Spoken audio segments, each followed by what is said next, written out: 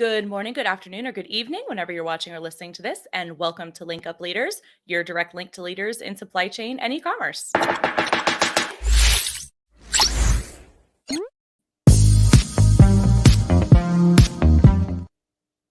My name is Lisa Kinski. I'm your producer and co-host, and joined, as always, by Francois Jeffrey. Francois, good afternoon. How are you doing? Good afternoon. Yeah, I'm doing great. How are you? Doing good, doing good. Excited to be back home from the Prosper Show. Yeah. It was Recovering, great. hopefully. Yeah, recovered. Good, doing good. It's, we don't need to talk about that, but everything's great. Yeah, We made no, our flights. yes, barely, but yes, we did. Barely. Yes. How did you enjoy or did you enjoy your first Prosper show? Oh, I loved it. I loved it. I thought that it was very well put on. We were just talking a minute ago. I think that the floor plan, not to Prosper's fault, or to, I believe the company is called Emerald that they use. Not to their fault, probably just a matter of timing and all the other conferences going on, that the layout was less than optimal for getting, the most bang for your buck when it comes to the panels. But everybody's booths looked fabulous. They did. And I thought that the food was great. I thought that the conversations that were being had were really, really, and I saw a lot of people, like at every panel that I went to, there were multiple audience members that came up and had questions for the panelists. So I think that Right. speaks to like the value that was being given, because you can only give, so much in, 45 minutes to an hour long session. And we can't answer questions of like, yes, you specifically with your baby brand, but all the after parties were fabulous. And it was just so nice too. Like, I'm glad that I kind of got to dip my toe in a little bit with Powwow first, where I got to meet everybody and then go on this Right. kind of grander scale. Obviously there were still fresh people that we were meeting that we hadn't talked to before. But I just love conferences. I really do. It's a weird thing. I Yeah. love being awake for like 20 hours and then like not And sleeping for 3 days. And it's great. I feel like specifically the Prosper Show, but also Powwow, just Amazon conferences in general, Mhm. right? The vibe is so much different where Yeah. you are seeing like direct competitors just chatting it up, palling Chilling. around, like Yeah. talking to the same potential clients. And so many that we talk to, like we were talking to Mark Casey, and they Mhm. were even saying like, hey, this is an opportunity for us to see like, hey, who can service them at the level that they're looking for the service. Yes. Right. And that is so important, I think, nowadays, and finding like the right partners and with, growth strategies just starting to come to mind for a lot of businesses. So, I mean, it's if you haven't gone to Prosper in the Mhm. past, and if you are maybe trying to equate it to other conferences, you can't. You just You can't. really It's like can't. it's its own thing. You're making amazing connections. And the leaders were just so open to just like giving out free advice, which I was shocked at because they were just bombarded like on the floors and just people talking to Mhm. them left and right. No, I love this community so much. I do too. It is really spectacular. I will say, like you say, you can't equate it to anything, and within the industry, you can't. But like, Yeah. if you've ever worked in any other industry, like I've worked in background screening, we've talked about this 1,000 times. Mhm. But there's something called PBSA, the Professional Background Screeners Association, and they have their annual show. That's kind of what it felt like to me. That was like, yeah, there's Okay. some other shows that happen throughout the year. If you're just doing, continuous monitoring, or if you're just doing like PPC, whatever, like, different things happen. But like, Mhm. this is the show, and everybody Yeah. is there, and it was fabulous. There was a dog on the exhibit hall, and I found it and I pet it. Made me so happy. But no, I thought everything was fabulous. I am very excited to go next year. And Yeah, we're gonna have to go again and the years to yes. come because I'm sure it's only gonna grow larger and larger. And we had an amazing panel that we talked on, Mhm. which was FBA alternatives. Mhm. So we had like the CEO of Kahoot and CEO Mhm. of Deliver and Veridesk, where if you have Mhm. one of those desks that go up and down, and you've probably seen an ad for it Yeah. somewhere, some way, shape, or form in the past couple years. They were there, and Eddie Mhm. Levine. I mean, we just had such an amazing panel to talk on FBA alternatives. I feel like that's going to help lead a lot of what we're talking about today, It even with is. Walmart specifically. Yes, and I will give a shameless plug. We are gonna have each of those panelists on the show. Yeah. Funny enough, 3 of them back to back in the same week. So if you guys missed the panel, and if you guys haven't paid for, I think it's called the Prosper Remix. If you weren't able to I go to think the so. show Yeah. itself, you can actually find some of the panel discussions, actually all of the panel discussions on Prosper Remix. So check that out. They kept it really, really cheaply priced. I'm shocked at how I low was the cost too. was. Yeah. To be able to get that information, or you can check out the subsequent episodes of this show. Okay, let's get straight into it because our guest also went to Prosper, like you said. So today we have with us Will Haire with Belladex. Will, how are you doing? I'm doing great, guys. Thanks for having me. Excited. And on behalf of everybody at Prosper, we love you guys too. Yes. Yeah, and it was your first show too. What did you think? Yeah, my first show was well, and it was great. To be honest with you, the panelists were on point. A lot of information that was shared was really valuable, no matter what level of seller you are. And then, as you mentioned, networking with other business owners. It was nice being at a dinner table conversation and not being told, "Hey, stop talking about work." Okay. Yes. And I was amongst my own. how long did you stay? Were you able to go to any of the workshops? I think they were on Wednesday. We did. We went for the full experience. So my co-founder actually attended all the workshops and said it was valuable. It was 3 hours or 3.5 hours, 3 workshops at 3 hours a pop. We'll just say of just like Okay. intense information on Amazon holistically as the marketplace and just better strategies, best practices.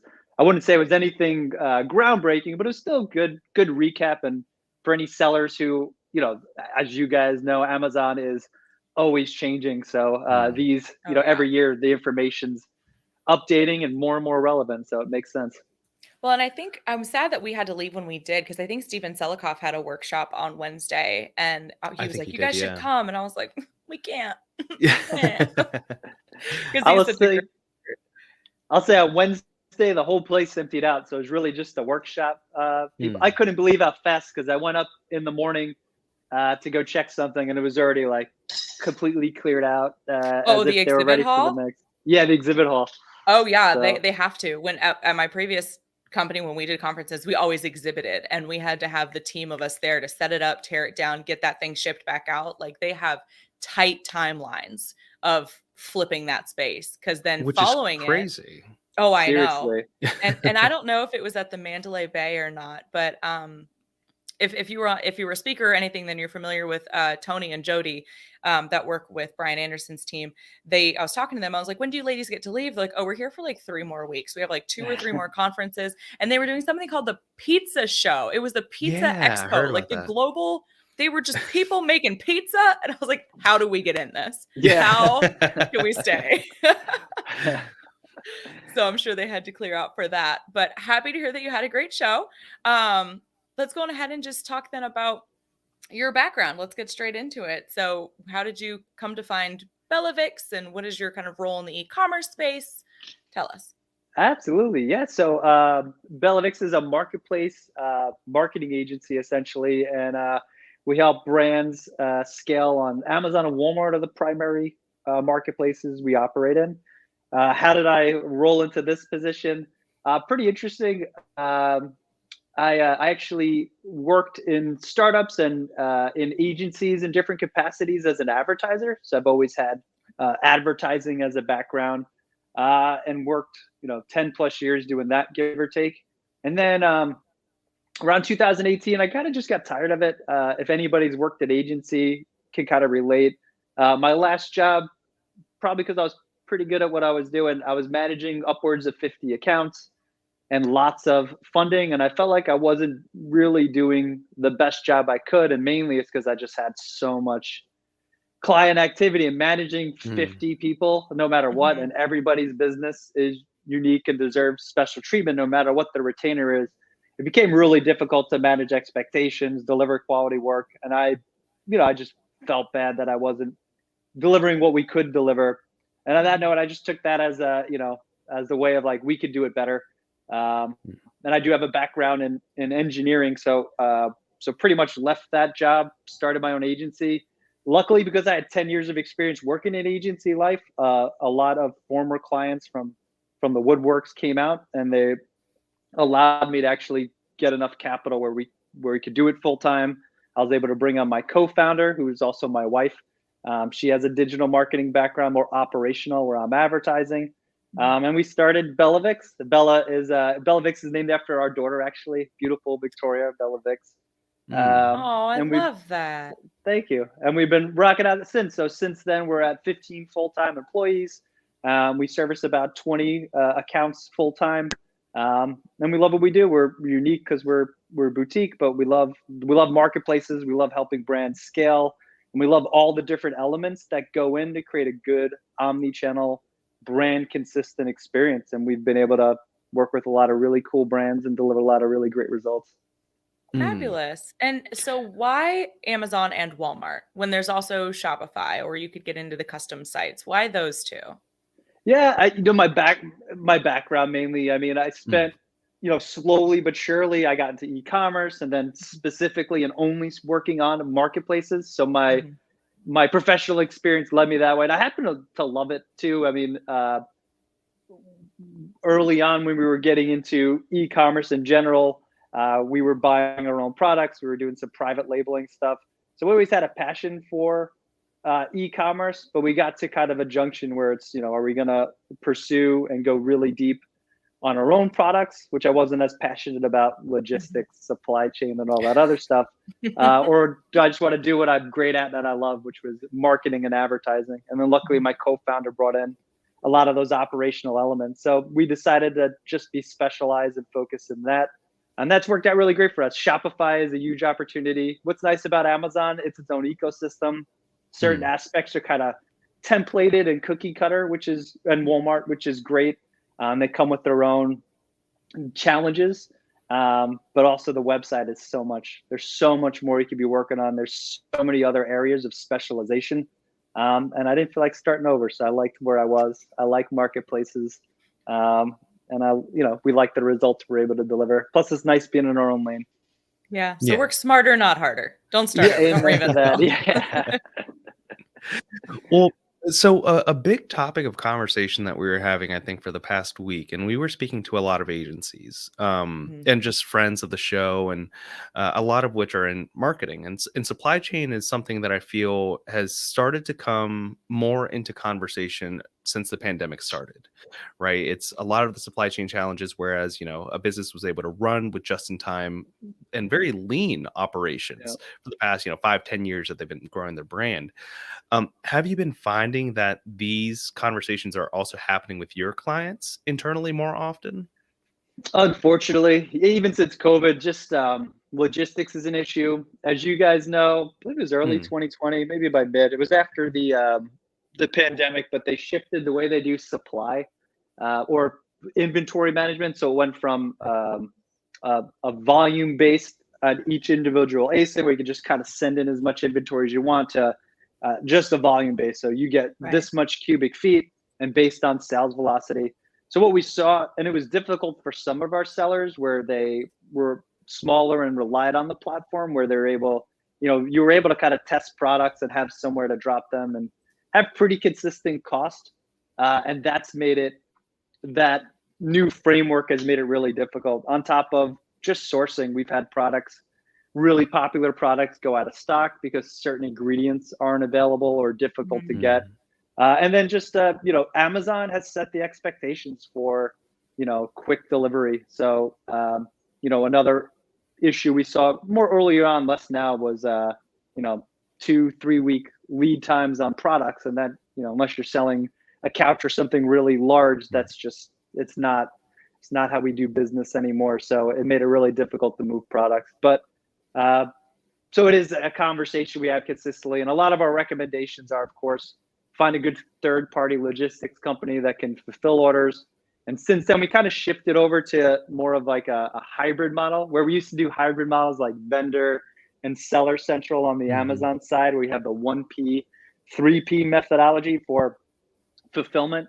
We kind of Mhm. took that same concept where it was like put stuff on Seller Central, create demand, and then have POs pick up on the vendor side, and then you kind of have a little system. We're able to feed products back and forth based on pricing. We took a similar concept and just applied it to Seller Central now, doing the FBM versus FBA. So obviously, you want all your top sellers and all the products that are not going to be out of stock. But at this point of the game, if you're selling on Amazon and you have multiple products, you do need to have a third party logistics provider. So a lot of conversations have been introductions around that, and then how do we work as a cohesive unit to make sure, inventory is always available, we're communicating when shipments go out, they're properly checked in, and all the other fun stuff that comes with it when you're handling the inventory a lot more than you used to. Not to mention the KPIs you have to be aware of. So FBA, Right. order defect rate, late shipments, valid tracking ID. Like those are all things you really didn't have to worry about. Send the pallet over to Amazon and they will Mm. send it to all their fulfillment centers, and then it's on you.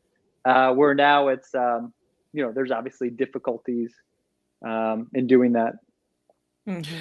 Yeah, it's not something that I feel like we would have like a couple years ago. If we would have been talking to any agency, they would have said, "Hey, my clients have it under control. They know what they're doing. I'm worrying about where am I going to make the next sale." Um, eh, have they struggled at all with sort of converting from this purely FBA to an FBA plus FBM model? Uh, yes, I would say for the most part it's been smooth, but I can think of a handful of scenarios where, like, Mm, especially third-party logistics via company, I've found that the more mom and pop esque the solution is for these third-party providers, the more issues you'll have with just communication, proper linkage to APIs if we're using APIs, and just Mhm. general communications. We also found with these smaller companies, like their weekend service generally is not spot on. So if mm, things come up or need to be addressed, there's limited availability. So I will say it's a challenge to find, and I'm sure across all e-commerce brands, but we're finding it through our clients because we don't actually directly hire these people. It's hard to find good quality third-party logistics providers that meet a certain threshold and have the ability to deliver within a certain time frame nationwide. Mhm. okay. Yeah, and what I was leading into with that is sort of how does that affect their marketing strategy, right? As they find these new partners and their limits on inventory and not knowing, hey, how do I get my IPI score up with just these few, suggestions or insights that Amazon provides me? It's this black box that they really keep it in. Mhm. But I guess how is that affecting your relationship with them or just their marketing strategies? Affects the marketing strategy. Obviously, you can't sell products that you don't have, and that's the biggest Mm, pain point. So we've worked really hard to make sure we have top sellers available for the brands that we're managing. But in cases we've had it where we've had products lined up and we had a special deal we worked out with Amazon, and then we lost it because either the deal got busted by another vendor or X and Y happened, and then we're not able to roll products out.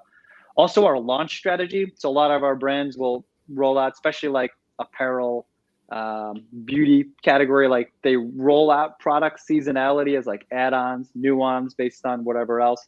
And what we're finding is that we're doing a lot of preparation. We're coming up with a marketing strategy. We're doing the analysis, and we're getting ready to rock and roll. And then we're finding out it's going to get pushed back, or now it's not going to be available till 2023, which is great because we're more than prepared if it comes out in 2023. But obviously, our goal is to help scale sales now, and it definitely Mhm. shifts. So, from an agency perspective and our perspective, we just have to be more dynamic and the ability to pivot as some of these challenges come our way. And that's something that we just work with. I mean, obviously, if they have no products to sell, then it is what it is. But we Mhm. haven't hit that situation yet. Thank mm. goodness. Yeah, yeah, it's a tough challenge, I think, for anyone to solve, particularly if you've never had to think about it before, right? Now Yeah. you're being thrown all these bumps in the road for, hey, I want to grow and I can easily grow, but I don't have the products to grow. So, Yeah. Mhm. now let's incorporate Walmart a little bit more Yeah. into this. Sort Yeah. of as they grow on Amazon, and let's say they are taking on these new 3PLs and these new challenges at stride. How are you seeing that they're starting to incorporate Walmart? I know there's an application process, Yeah. right? And you have to prove that you're doing a certain amount of sales on Amazon to be able to list on Walmart. Is that right? That's correct. They have a safe trust and safety assessment essentially they Mm, do when you're onboarding. And Amazon has something similar, but same concept. They just want to make sure you're a legit seller. I'm unaware if you need certain amount of sales on Amazon or it's just general e-commerce sales that'll qualify you, got it. but there is a threshold. They're not taking like brand new at least that I'm aware of, brand new to market sellers, unless they have backing or whatever else. Mhm. And then, so I'm glad you brought up Walmart. So something interesting that we're seeing as a trend, when you compare Amazon to Walmart, like just in general, um, you know, Amazon is large in terms of the retail presence, but it's nowhere near what Walmart is. So, like, some perspective, retail presence, Amazon does about $20 billion as of like 2021, where Walmart does about $270 billion only on the retail aspect. Okay. And of the online share of e-commerce, Amazon has about 50%, where Walmart has about 5%. But Mhm. what's interesting is, like, Walmart has 4,700 brick and mortar stores in the US, where Amazon, including the Whole Foods, is about 525. So something really interesting Wow. that yeah, it's a lot smaller, right? And I would think Amazon would be larger, but I guess they're going to get there with some of their new products that they're working on. Mm. But what's interesting that since the pandemic, Amazon has had issues fulfilling inventory.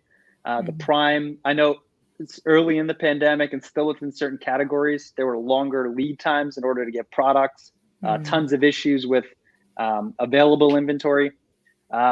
And Walmart had a lot less of these issues, especially with them rolling out WFS.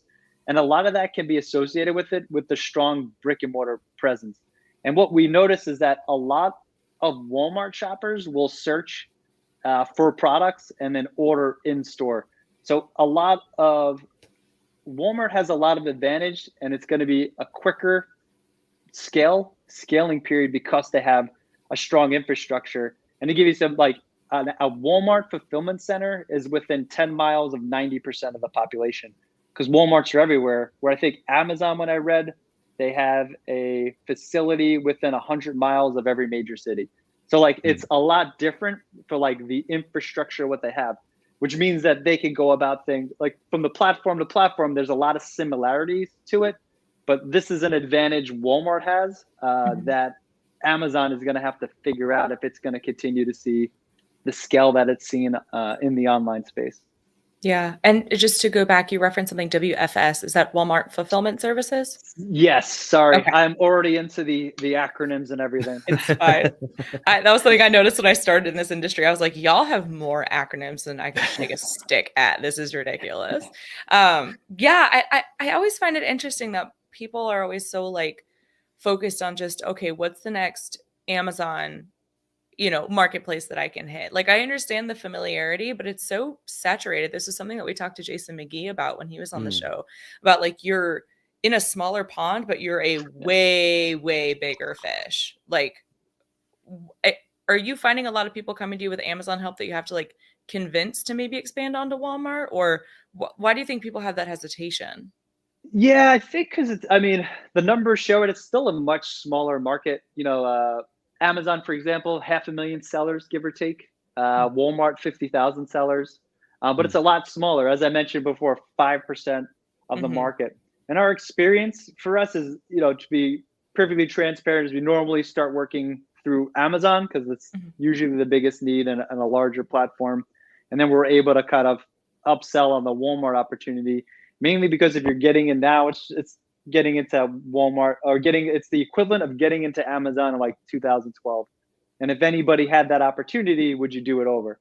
Mm-hmm. So from the system standpoint, like, Walmart is still rudimentary. The API is glitchy at best and requires a lot of manual effort, even with like proper APIs through Shopify. And I could chat through some of the nuances that make Walmart great versus Amazon, but these are like it's a very time consuming platform. Like, we spend probably like 3 times more time servicing a Walmart account than the Amazon account, because of just the need for it to be manual. And obviously, as this gets better, it's great. But from us, it's difficult to price that accordingly. So Mm-hmm. generally, it makes sense to kind of combine it with their Amazon. So from a profitability perspective, we all can remain profitable. Mm. Yeah. And it's significantly different. Like you said, it's rudimentary when it comes Yeah. to the advertising side, even, right? And I was talking to someone at Prosper, and they were talking about the bidding strategies are even significantly different. Can we talk about that a little bit? We definitely can. I'm glad you brought it up. So first, the bidding, it's a first price bid. So like whatever you bid is what you pay for. So whereas Amazon's a second price auction system. So it means like on Amazon, if I bet $1 and you're the next best relevant product and you bet $5, you're going to pay $1.01. And that's the second price auction. Whereas Walmart, how it is right now, and some other marketplaces are like this, if I'm $1 and I'm the second best option and you're going to bid that $5, you're going to pay $5 for that cost per click. So like when you're doing your bid strategy or manipulation, like you have to be really granular and really incremental and strategic. So, like other less relevant keywords, you might do like a blanket 75 cents and that's fine per click. But there could be opportunities that could cost you a lot of money if it's a high volume keyword that just isn't relevant. So that's where you got to be careful. Another aspect of the advertising that we find really difficult is getting a lot of traction on the platform. So there's nuances to like what you can actually advertise for. In a nutshell, I could get the exact, but it's like you cannot advertise on a keyword that your product doesn't rank in the first 100 organic spots. I think it's 100. I might be a little off. So it makes it difficult for you to do like a full funnel keyword strategy if you want to be in the same aisle with a complementary product, but your product never ranks for that. So then your ads will never show up. And that, I think a lot of that has to do with just the maturity of the ad system. Like it doesn't, Amazon's built out their system for over 20 years at this point, where Walmart is still pretty new. So there's lots of issues like that where it's difficult to scale. So a workaround just to share with the audience, if they are on Walmart and you're having trouble getting that initial traction, we find actually leveraging your search, Google search, for example, is a great way because it's lower cost per click. You could still maintain relevancy. And I'll share something really interesting with you guys, which is actually the KPI that kind of led us to dive into this. Amazon, for example, the 60% give or take of Amazon's traffic is direct referral. So Amazon.com, I'm going to go shopping. Walmart, this is like 40% give or take. Now organic search, it's a little different. If somebody who searches something and lands or ends up on Walmart is about 35% of Walmart traffic, where on Amazon, it's 25% of the traffic. So Walmart's already in a place that a lot of the discovery that's happening, 35% give or take, is happening off the system. So that's why early on in the stages, for us at least, it makes sense to kind of incorporate. Now I hear the argument all the time, what about my website sales? Why would I pay to have you, disrupt that? And that's the trade-off. I mean, that's what it comes down to. There are benefits to getting sales velocity to help with ranking, but you have to figure out as a company, where does it stand? What are you more comfortable with getting that purchase? And that's, the nuances, but kind of a workaround we found to leverage search ads and then have that help build the keyword ranking or the relevancy, and then it'll help actually improve your Walmart ads over time. So you're running search ads on your Walmart listing. Is that right? That's correct. That's correct. Okay. And so in the early days of Amazon, I mean, when they were still, let's say back in 2012, I feel like they had a lot different of focuses than they have now. Now they're rolling out new, tools and features like Amazon Live, something that they're just pushing as much as they can on the homepage. What do you see Walmart doing? Do you think that they're going to start to sort of perfect this search ad, or I guess are they utilizing the real estate in a similar way to how Amazon is utilizing the real estate? Like, where can you advertise on Walmart versus where can you advertise on Amazon? On the pay-per-click side of things, it's a relatively the same. They have different terms now for it, but they have the equivalent of a sponsored brand ad, which is that banner ad that shows up on the top. I think it's carousel ad through Walmart. Forgive me, I'm not as familiar with all the nuances. All the terms. The team members handle that.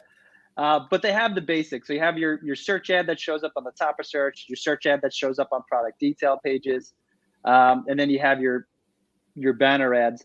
And then there's some opportunities for display depending on which network you're a part of. And this is where I think there's some nuances between Walmart and Amazon.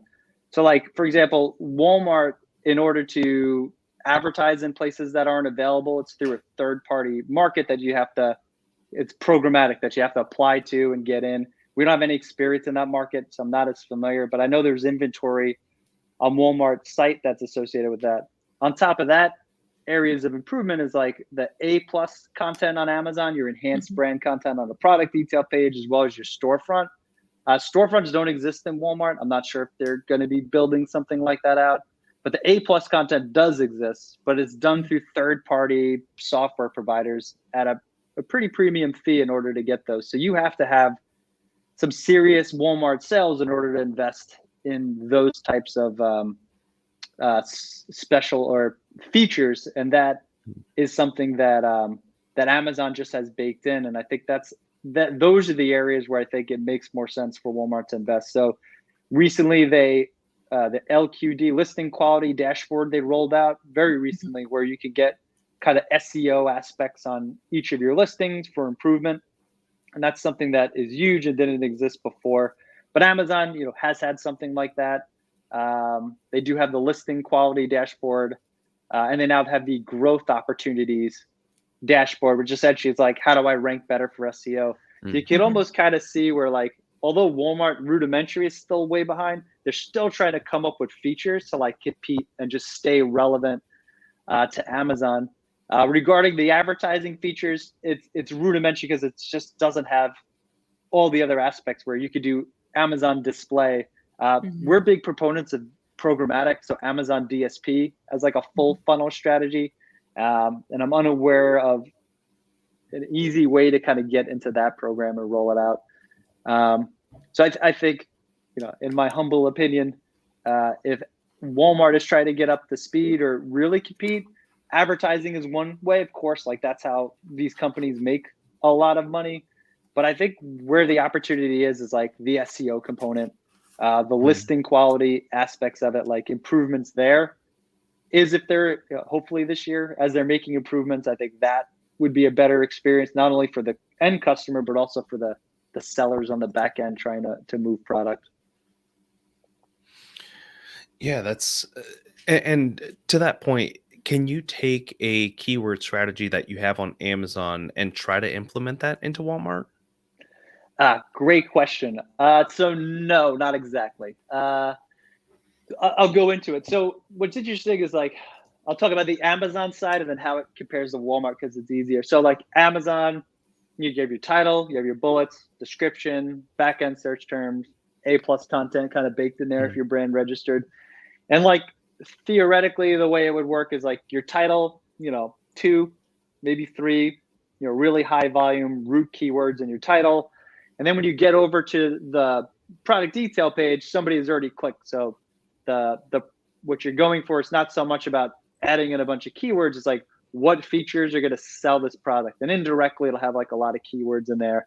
And then if there still is opportunity outside of the features, the description, you can put in some keywords as long as it's relevant and makes sense. And then the other piece is that back-end search term. So we have done lots of tests to figure out, what's the ideal. So we know, for example, that if in the beauty category, I have 250 characters to work with for indexation, I could technically list 300 characters, and the impact on my listing is pretty minimal. Like, we haven't noticed Amazon delisting us or not indexing us, because sales velocity is still like the number one attribute that determines ranking on top of keyword relevancy. Walmart, it's different. So what we have found, and likely because it's such a new platform, it'll let you go, but you shouldn't have more than 75 characters, for example, in your title, because it will affect indexation for however the algorithm works on the back end. So what we have found, because we kind of split test 2 listings, and we found a lot better performance in terms of ranking and sales on the listing that we followed Walmart's recommendations to the T. So what are those recommendations? So you have your title, and it says 70 characters kind of max, and you want to kind of respect that. Recommends formulas. So ideally targeting 1 or 2 really relevant keywords. Using formulas, great. The next section is the description. So this is where the bullets, they call them the features. This is where the opportunity to keyword stuff, you could say, but this is the opportunity to sell the product. So what's a little different is this is the section where Walmart's like throw in a bunch of keywords, format it, make it look real nice.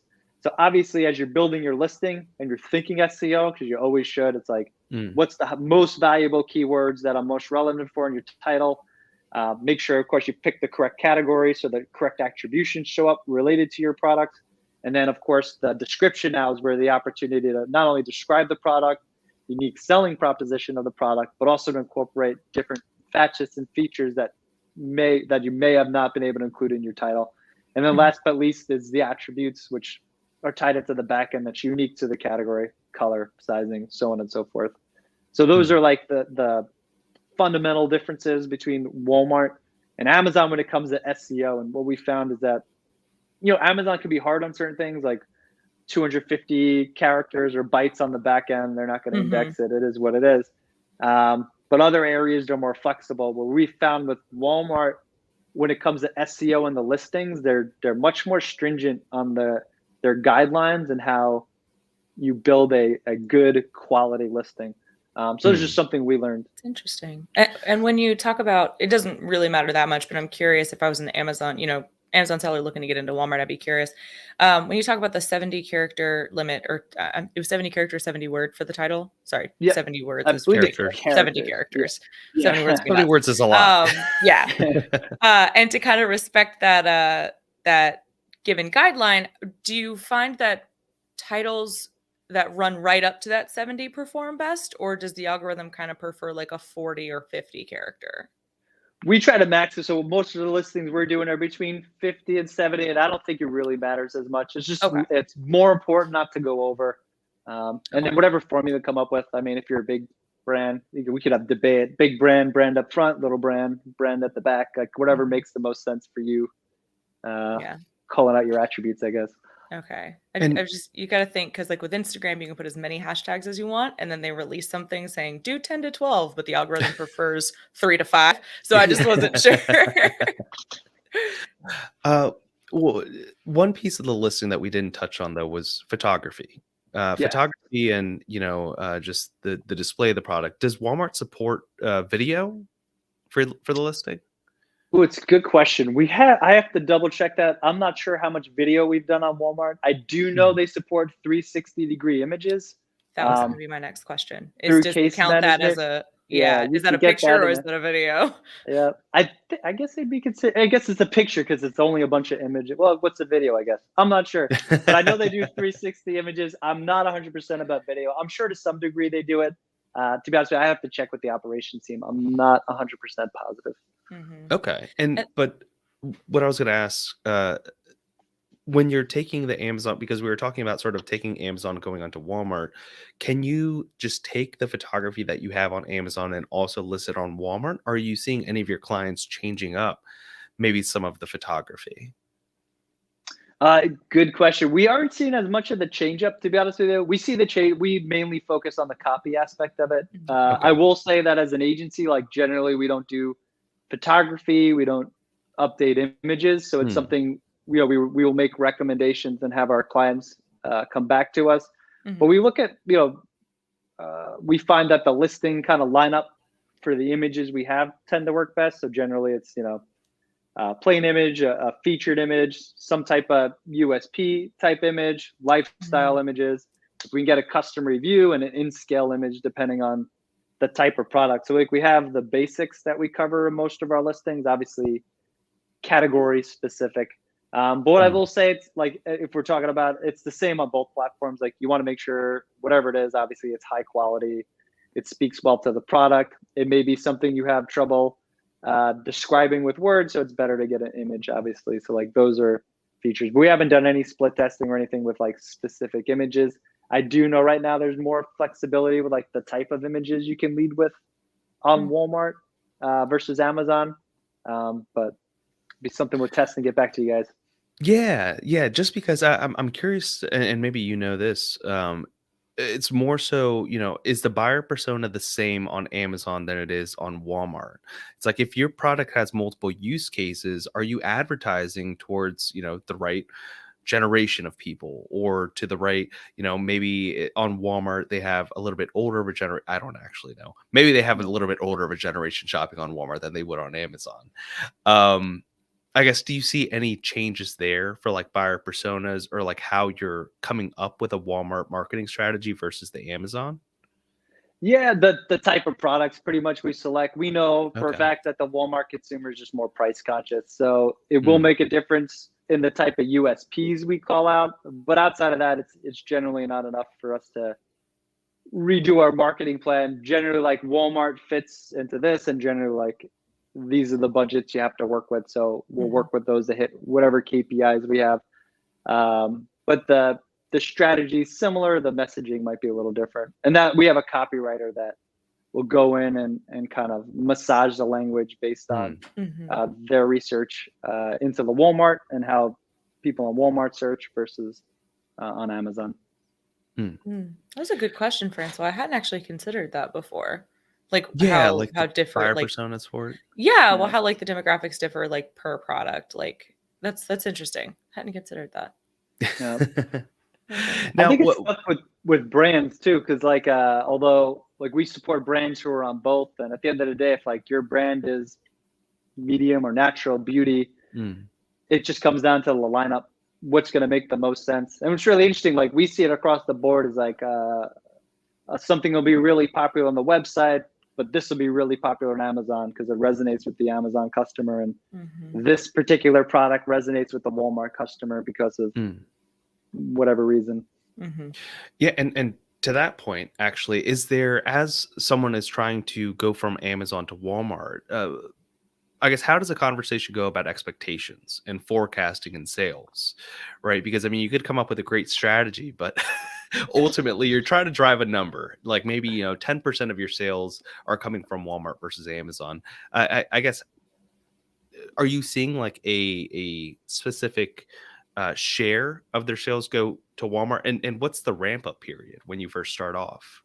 Excellent. Great questions, by the way. I tell people 5 to 25% of whatever they're doing on Amazon Okay. is generally like Okay. ballpark, and it's a good range. I would say for the most part, we're probably like around the 15% range, give or take, for like what they're doing on Amazon. We're only comparing marketplaces. The website's different, Mhm. um, obviously. Um, and then generally like 6 months to get going, to get ramped up, to get, generally it's like get the products all listed properly, get the application done, get your products into WFS. We are a big proponent of using Yotpo or Bazaar Voice through the API to get the reviews to syndicate over from the website. So generally, we're setting up a lot of the preliminary work and then doing the keyword research and all that other fun stuff before we're going in and figuring out how we're going to scale the brand. So a lot of it's getting on the platform, conducting the market research on the platform, and then that ramp up process. And then it varies based on categories. It's hard for me to give like a direct number. Obviously we shoot for anywhere between 10 to 20% month over month growth. Um, but it can be challenging if it's a seasonal item, or, a Mm. lot of it too, we're bringing people on that we don't have year over year data to compare. So it's hard to say what are we actually working towards, eliminating seasonality as a variable. Okay. And Yeah. Oh, go ahead.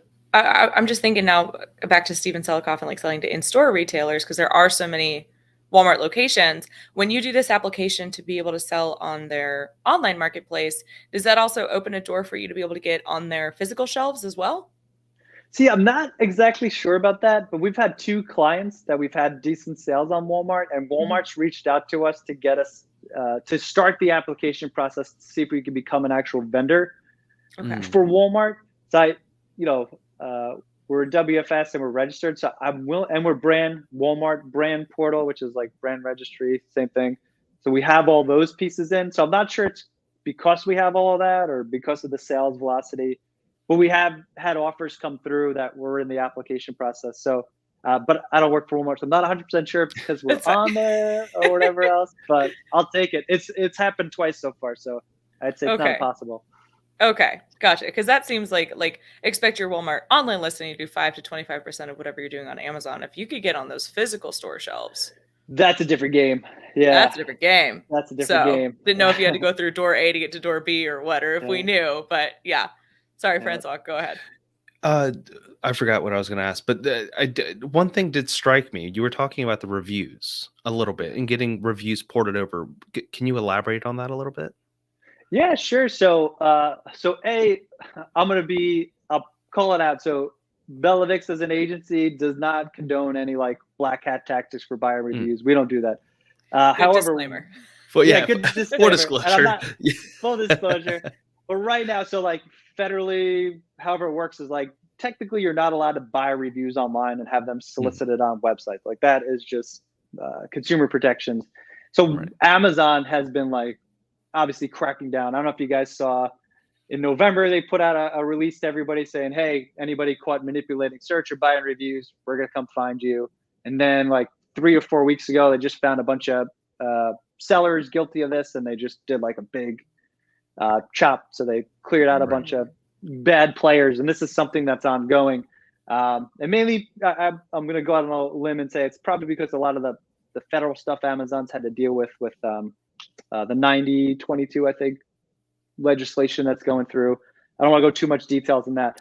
But right now, as it stands, Walmart, completely legit through the website, although I think it may be illegit for federal reasons, but like that you're allowed to connect your API directly to your Shopify website. And as long as I believe the only two apps, and I could be wrong, as I know, is Yotpo and Bazaar Voice.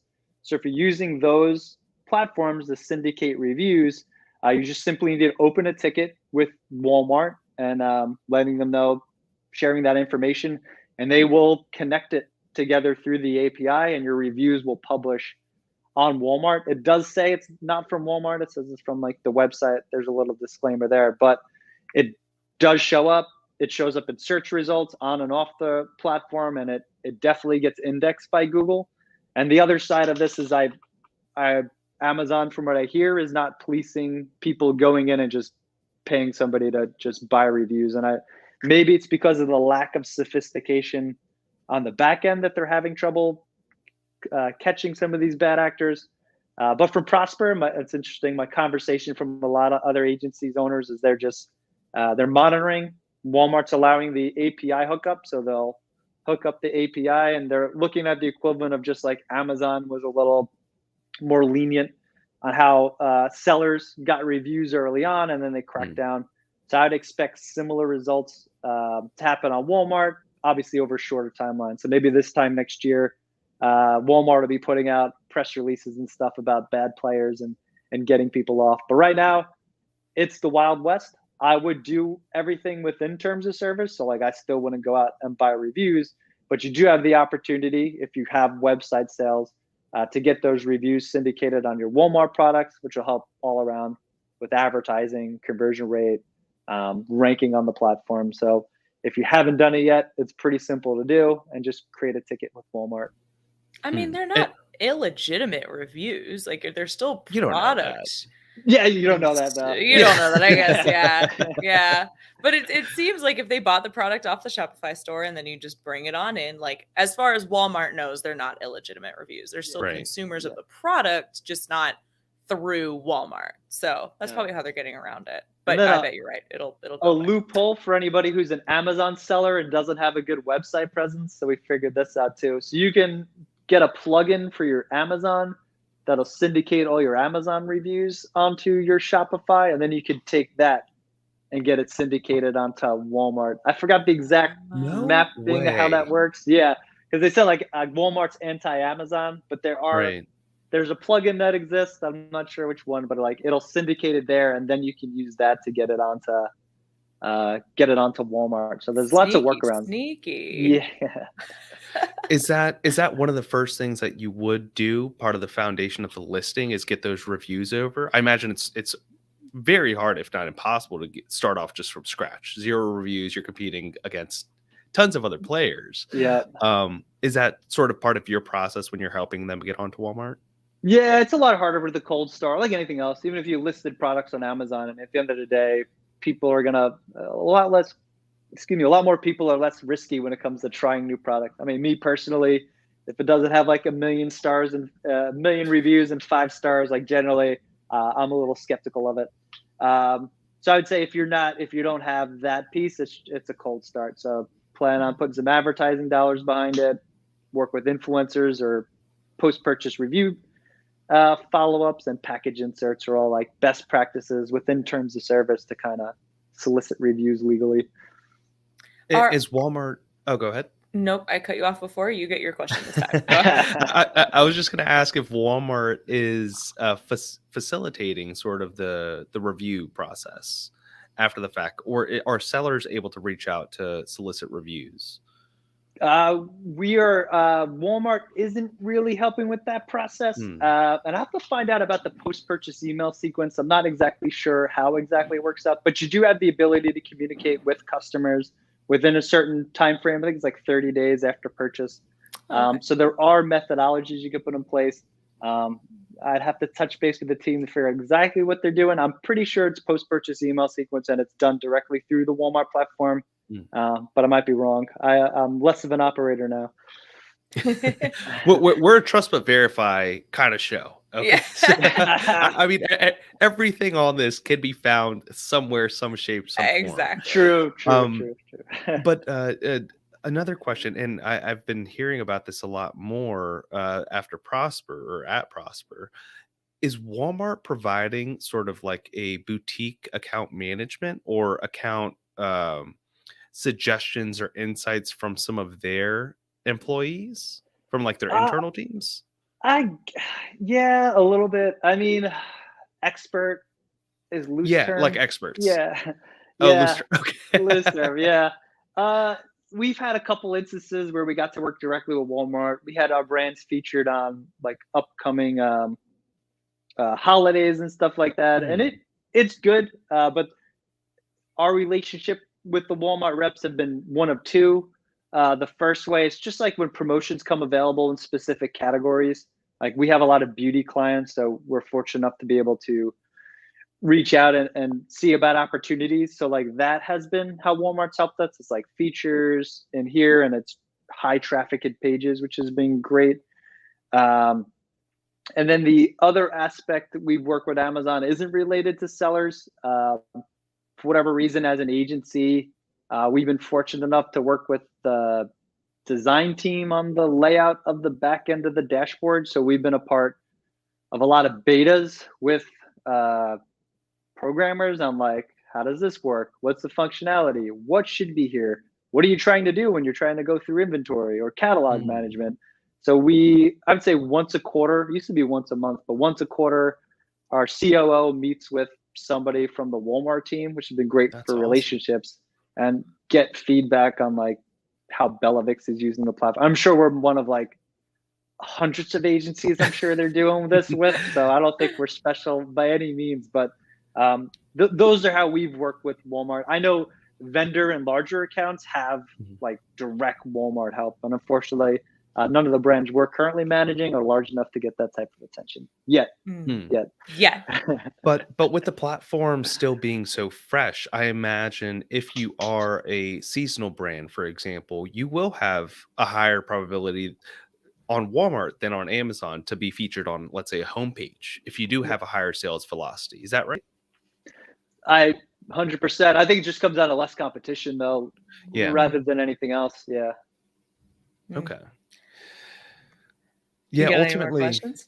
I have a ton. I mean, especially from the conversations that we had at Prosper, it's just like, what is the biggest piece of advice? I guess I know we're nearing the end of our time. What's the biggest piece of advice that you would give to a native Amazon brand that's thinking about going over to Walmart? I get on there as soon as possible. You know, to be honest with you, it may not be profitable, but you can have fulfilled by merchant, your 3PL solution there. It's super easy to integrate with your Shopify, and even like solutions like Sellbrite, where you can link your Amazon. You can link these all together. And I would say Walmart is really nice in the sense that like once you have it all hooked up, it could be somewhat set it or forget it because the orders are processed right through Shopify, and it's all pretty well integrated. If you're doing WFS, even easier because you just send the inventory out. Mhm. But I would say, get started. Just get on the platform. Like I said, this is Amazon 2012, so get your products on there. Get the reviews syndicated over while you can before that is a feature that's taken away, and then you have to figure out how to launch a product with no reviews, essentially. Um, and then it's, you don't have to invest on it. Just have the presence, and when you're ready to focus and put time there, then go down that rabbit hole yourself, or find a provider who can deliver the expertise and the service that you're looking for to help scale. And I'll say, if you're a bigger brand and it makes sense, if you're in general retail distribution, if you have over $100,000 a month on Amazon, you're probably in a good position to be on Walmart. I guarantee that most of your customers are searching your products on Walmart, even if you don't think your brand's directly aligned there. And if you're not sure, similar to Amazon, search your products on Amazon and see who's actually buying your products and flipping them on Walmart. You'll notice that it's generally poor quality, could definitely be fraudulent, or they're just not getting that brand look and feel. So these are all things to be concerned of. If you're a popular brand and you're not managing or monitoring your Walmart. So it's important to just go in there just to have a presence and understand who is selling your products and what type of relationship or what type of experience are your customers having. Because Walmart is still the second largest e-commerce brand. It's surpassed eBay, I think, 2020. So it makes sense for you to monitor that. Great advice, Will. And thank you so much. And let's take a moment to learn a little bit more about Belladex. Maybe what does your ideal client look like? Who's kind of a best fit to work with you guys? Absolutely. So Belladex, of course, marketplace management. So we work really well with companies that are brands and in the mode of scaling. So if you're a beauty supplement or pet brand and you're having trouble kind of navigating the marketplace, we would be the best people to talk to. We got some great clients in our portfolio, and we'd love to share with you some of the strategies we've implemented to help our clients achieve the success that they want. Awesome. And the website is super easy. It's Bellavix, BELLAVIX.com. Super simple, straightforward. Love it. And the meaning behind it is beautiful. I absolutely just adore that. Good marketing. For sure. Thanks. Awesome. Well, Will, thank you so much. We really appreciated your time today. Awesome. Guys, thanks so much. Pleasure being here. Thank you so much. Pleasure And thank having you to everybody who tuned in. If you guys liked what you heard today, be sure to give us a thumbs up, comment with your thoughts, share this episode with your friends, subscribe to the show, and be sure to turn on those notifications. And that way you never miss a conversation with leaders in supply chain and e-commerce like Will Haire with Belladex. And we will see you guys next week. We have a lot of episodes coming up, so definitely be sure to turn those notifications. Stay tuned.